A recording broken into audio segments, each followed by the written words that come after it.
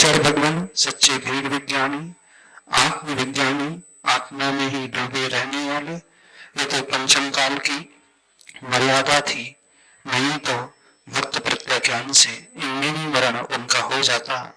जैसे आचार्य प्रभा शांति सागर महाराज जी, उनकी भी साधना संलेखना का जो काल था, बिल्कुल उत्कृष्ट साधना उन्होंने की थी।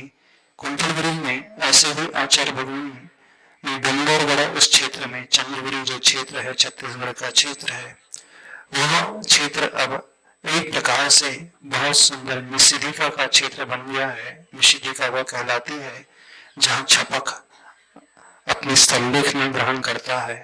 तो जहाँ आचार्य भगवान का शरीर रखा गया, जहाँ शरीर के संस्कार किए गए, वह माटी, वह राख, वो एक एक कणा, एक एक वर्गणाएं, चारों तरफ की जो भी वर्गणाएं हैं वो एक पवित्र वर्गणाएं हो गई है। माटी वहां की पवित्र हो गई है।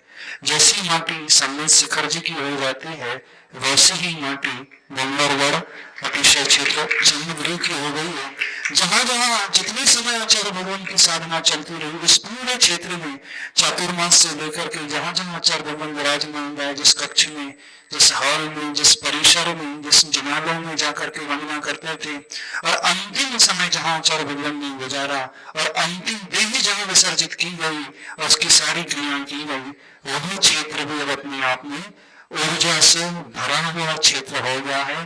तो हम तो यह कहना चाहते हैं, हर एक जैन श्रावक जाकर के उस माटी को अपने माथे में लगाना, अपने माथे को, अपने शरीर को पवित्र बना लेना, क्योंकि निषेधिका भी अपने आप में बहुत पवित्र स्थल माना जाता है। जैसे सम्मेद शिखर क्षेत्र है, वहां पर सिर्फ माटी के अलावा कुछ भी नहीं है।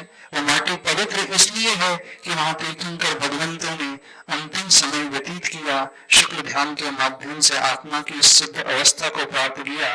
तो पंचम काल में शुक्ल ध्यान तो होता ही नहीं है, हाँ, लेकिन धर्म ध्यान की पराकाष्ठा के माध्यम से आचार्य भगवान ने उस अंतिम लक्ष्य को उस चंद्रगिरी के क्षेत्र में, डूंगरगढ़ के क्षेत्र में प्राप्त किया। तो चंद्रगिरी की माटी का प्रत्येक कण एक पवित्र कण बन चुका है। प्रत्येक रज की एक जो धूलि है वो पवित्र हो चुकी है। पूरा परिसर जो है वो पवित्रतम हो चुका है। तो हर एक साधक को जाकर के उस राख की उस कण को, उस धूलि के कण को अपने माथे में लगाना चाहिए। यही संस्कार यदि हमने अपने भीतर बैठा लिए तो समझना कि अंतिम समय हमारा भी इसी प्रकार से संलेखना समाधि मरण पूर्वक ही बीतेगा।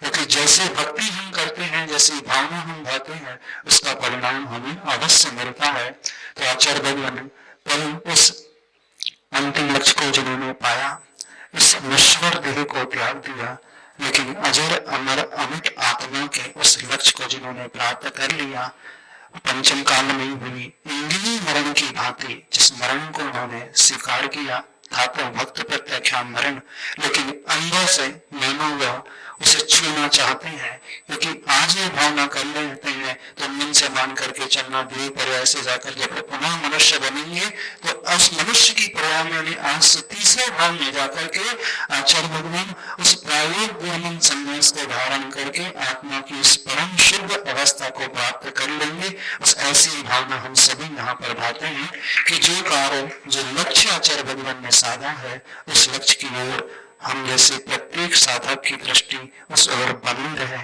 बस यही भावना बोले देवादिदेव श्री आचार्य परमेष्टि गुरुदेव श्री विद्यासागर जी महाराज की।